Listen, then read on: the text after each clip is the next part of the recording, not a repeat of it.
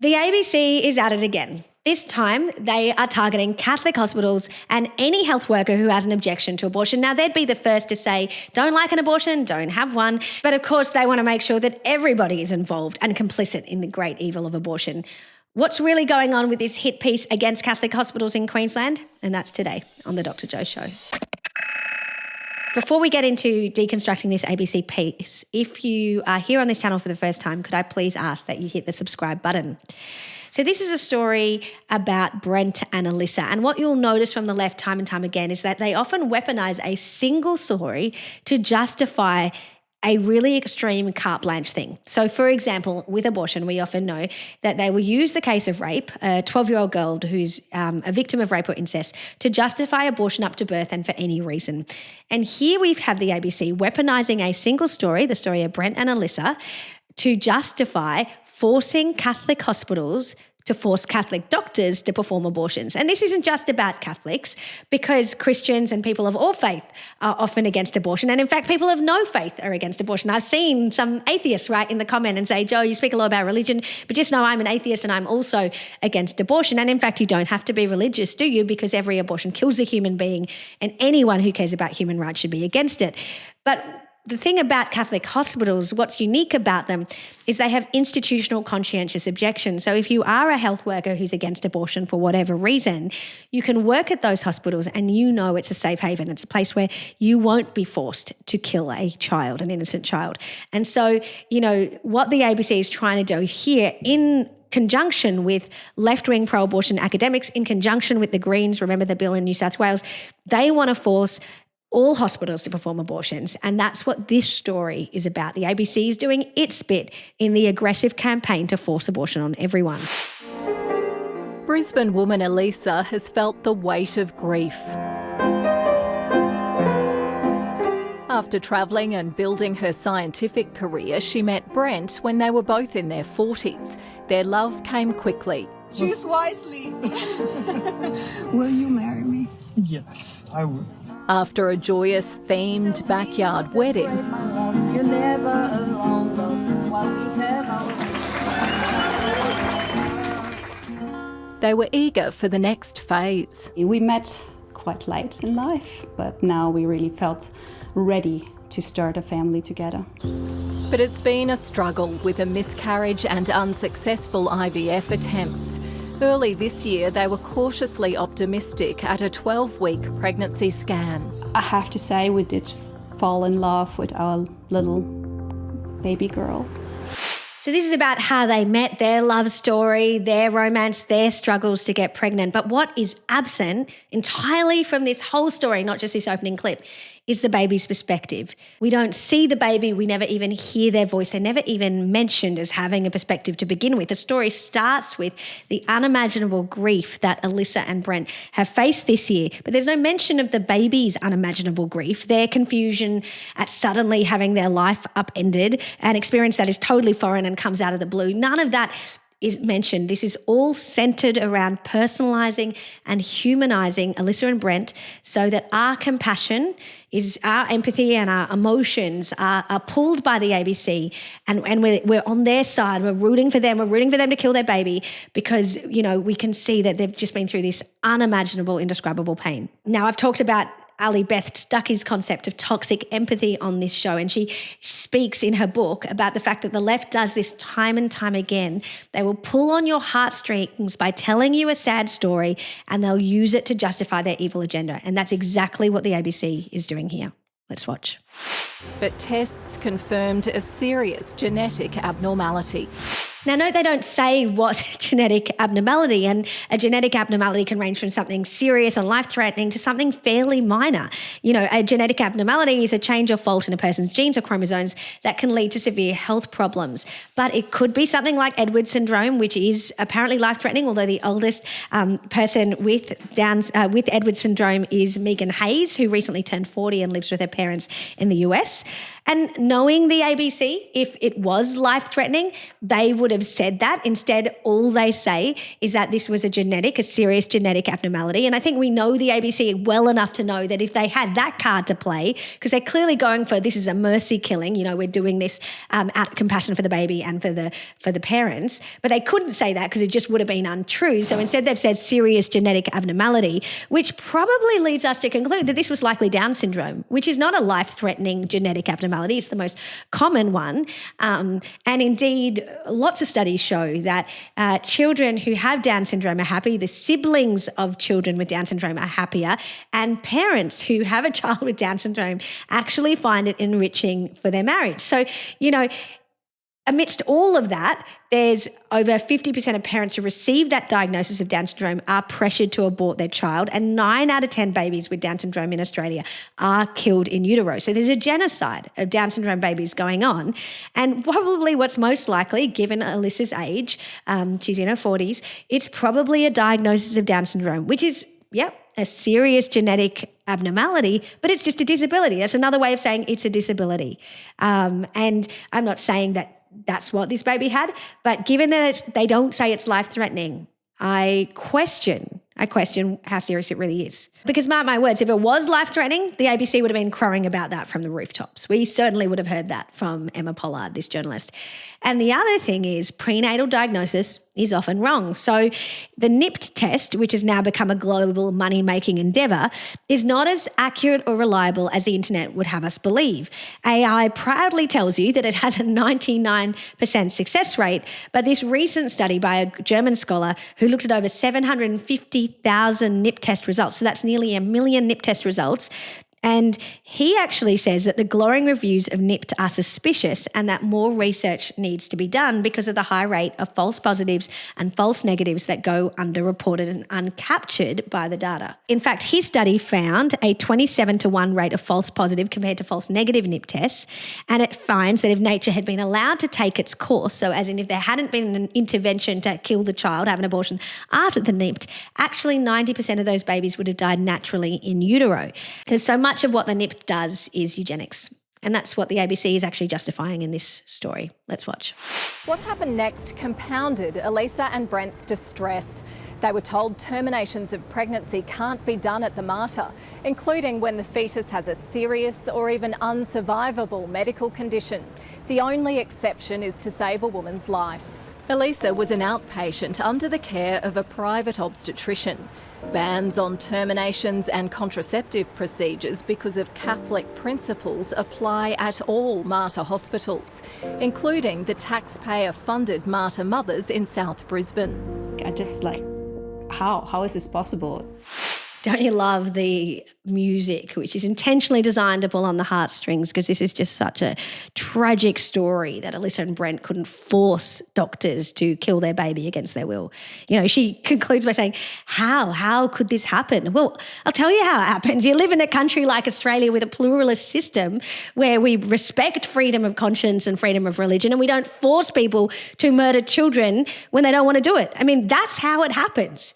You don't get to just pay for people to kill your child. And it's a bit rich, isn't it, of the ABC to be going on about how the taxpayer-funded Mater Mothers doesn't perform abortions when the ABC is taxpayer-funded and uses its money solely to pursue an aggressive leftist agenda, in this case abortion up to birth for any reason and done by any health worker, even against their will. As I said at the outset, this is part of an aggressive agenda to force Christians, Catholics, anyone who's against abortions to be involved in abortions. Now, we've seen that in New South Wales, this attempt by the ABC, The Guardian and the Greens did fail, but we can see that Amanda Conn's radical bill had a provision in black and white which clearly said that the Minister for Health could have a new power to order all hospitals that were publicly funded to perform abortions, and the hospital must comply. And we can see that in Victoria. This bill failed in New South Wales, but now we can see in Victoria there's threats emerging from pro-abortion MP Georgie Purcell from the Animal Justice Party, who's saying that she wants to do something to increase abortion access. Never mind the fact that you can get an abortion by telehealth for less than the price of a milkshake in this country, literally in any postcode. Alyssa asks, how is this possible? But she clearly wants to live in an authoritarian state where the state mandates what doctors, nurses and midwives do when they operate. The ABC clearly wants to live in that authoritarian state. The Greens want to live in that authoritarian state. We know that already by the scandals that are breaking out because they've expelled Drew Hutton, one of their founders, because he's dared question the transgender cult that has taken over that party. That's his words, not mine. I mean, these people clearly are not interested in critique, other perspectives. They cannot brook a Catholic hospital not performing abortions because in their ideology, abortion is healthcare, abortion is pro-women, and everybody should be involved in abortions. With the cut-off looming for a surgical termination, the 42-year-old eventually got an appointment at a clinic south of Brisbane. So that's the bit when they tell you that the baby was killed. They don't tell you what it was or how it was done. Now, they do say that it was close to the cutoff, which in Queensland is 22 weeks. Now, when we say cutoff, I want to be clear. That's just the one doctor on demand cutoff, as in you can rock up to your doctor and demand that they kill your baby, and they've got no opportunity to not agree, like to say, no, there's no reason here, you shouldn't be doing it, you've got a healthy baby, you're healthy, you've got a job, you've got a loving family, there's literally no reason here. They can't do it. So up to 22 weeks, you can get it on demand. After 22 weeks and up until birth in Queensland, you can still get it. You just need a second doctor to approve it. And there's actually no criteria in the legislation to allow doctors to not approve a late-term abortion. So when they say the cutoff, they mean Alyssa's baby was close to 22 weeks, and we'll flick up on the screen for you a picture of what Alyssa's baby probably looked like, a little baby girl. And it speaks to the fact that this is a fully developed baby that is premature. If born prematurely, everything would be done to save their life. In fact, just recently, we've had babies survive from 21 weeks. Now, this is on the very threshold of viability. But this is a baby that if it was given time and given the opportunity to grow, it would grow and it would be delivered naturally. But instead, one of 3 abortion methods were used. Now, the ABC clearly doesn't want you to know this, so they just skip over this part very quickly. But one of 3 methods happened. The first method was that Alyssa's baby had her heart injected with potassium chloride or digoxin. It's a poisonous substance that causes searing agony. It's used on death row, but they give pain relief to the prisoners first because it causes such searing agony for the person that's injected with that. The baby might have died fairly quickly, or a second injection might have had to be given. So in either way, this baby was in considerable pain. Their mother then receives labour-inducing drugs, and Alyssa would have delivered her baby vaginally, but delivered a dead baby. The second method is the dilation and evacuation method, where the baby's arms and legs would have been forcibly ripped off by metal forceps. So the abortionist goes in and rips off a leg from its socket and pulls it out, goes in and rips off another leg from its socket and pulls it out. Now, this is at a gestation where the baby can feel pain. They're close to 22 weeks. Pulls out the torso, goes in finally and crushes the skull. So all of this is happening while the baby is still alive. It's just so sick and twisted. The third method, which we know of because of Dr. Alicia Broome, an abortionist from Ranscog. Now, we thought this happened when a baby survived their abortion. It was a miraculous mistake, a happy accident, that this baby has survived. What we find out from Dr. Alicia Broome in her chilling testimony to the Parliament last year is that there's actually a third method that could have killed Alyssa's baby after 22 weeks, and that is they would induce labour, know that the baby is very fragile because they're very early on. That baby is born alive, and then they leave that baby on a metal kidney dish or a plastic witch's hat in an empty room, and that baby's left to die. And peer-reviewed studies of late-term abortion show that the average survival time for a baby in that condition is 32 minutes, but one baby in the Journal of Obstetrics and Gynecology studies survived for 267 minutes. Another baby in a Canadian study of over 13,000 abortions found that one baby even survived for 24 hours. So we don't know. Alyssa's baby, one of 3 things happened. Her heart was brutally injected with poison, her arms and legs were ripped off and she was brutally dismembered, or she was cruelly tortured for minutes, if not hours, in an empty hospital room, discarded and abandoned. Either way, this is brutal. Either way, we don't hear any of it from the ABC. And Alyssa's justification, oh, my life's going to be too hard if I have this disabled baby. Well, that's no justification for killing a baby. And it's certainly no justification for forcing another person to become complicit in the murder of that child. I assumed that a world-class hospital would be offering world-class pregnancy services. And sometimes in a pregnancy, things don't go to plan. And whatever you do, sometimes there is a termination for medical reasons necessary. Sometimes life doesn't go according to plan, Alyssa. You know, your 2-year-old drives you nuts because they just won't listen to anything you're telling them to do. Or your 5-year-old gets tragically disabled in a car accident. You know, the nature of life is that it's unplanned. But if any of those things happen, you know, that wasn't in your plan, are you entitled to march down to the Catholic hospital and demand that they become your personal hitman and kill your child? You know, that shouldn't be the case. And the fact that she thinks she has a right to do that, and the fact that the ABC is giving her a megaphone to advance this pro-abortion campaign, it speaks to the sense of entitlement and authoritarianism that these people have. She says, I assumed a world-class hospital would provide world-class pregnancy services. Well, abortion isn't a pregnancy service. You know, checking your baby's heartbeat or doing an ultrasound scan, checking your blood pressure, making sure that the baby is developing fine. All of those things are part of a world-class pregnancy service, and that's what you got at the Mater. What you didn't get was them killing your child for you at your behest on demand. They didn't want to do it.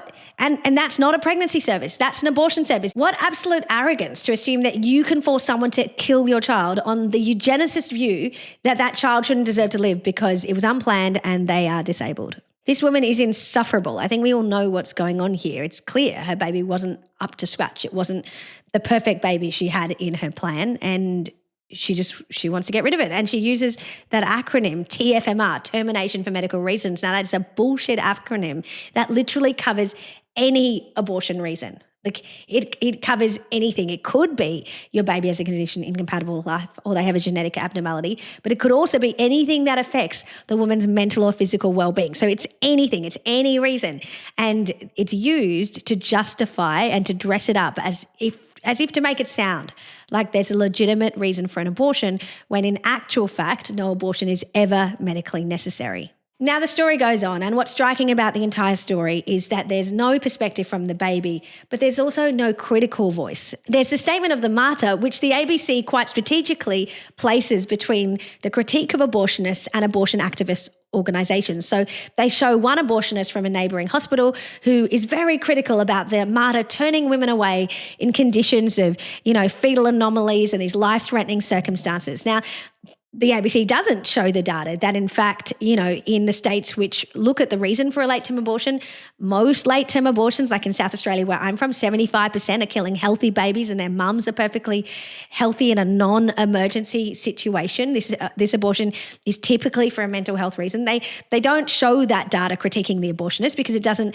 you know, suit their narrative. So they just admit it. And then they finish the story with a pro-abortion academic, Erica Miller, and also pro-abortion activist organisation Children by Choice that gets over $800,000 in funding from the Queensland government to advance abortion. So the whole story is a stitch up. All of this to say, what is striking about this story is how one-sided it is. And it got me thinking, what about if we told the story from the baby's perspective? So this is a bit experimental for me. I don't know if it's going to work. I reached out to a contact who I knew was really good at this kind of thing and was way smarter than me at the tech stuff. And I wrote a script and asked him, could you do something with this to show the untold story, the story of the baby? And that's what we're going to end with today. Thank you for watching and take a look. I want to make sure that no other woman, no other parents have to go through the same. I remember the first time I heard a man's voice. It was the best sound in the world. I always felt happy when I could hear her and Dad talking. Little baby Hope has felt the weight of grief. After 5 months, 20 weeks peacefully cocooned in the warm safety of her mother's womb, she awoke to the feeling of cold metal pressed against her thigh. To her shock, the metal object suddenly wrenched on her thigh and removed her leg from her body. I couldn't understand what was happening to me. I was in agony. The metal thing returned and pulled out my outer leg. Then it came back for my arms. and pulled both of them from my body one by one. I thought the pain would never stop. Finally, Hope's skull was crushed and it was over. Now, Hope is on a crusade to let other babies know that they're not safe unless they're at a Catholic hospital like the Mater, which provides a safe haven for children whose mothers don't want them.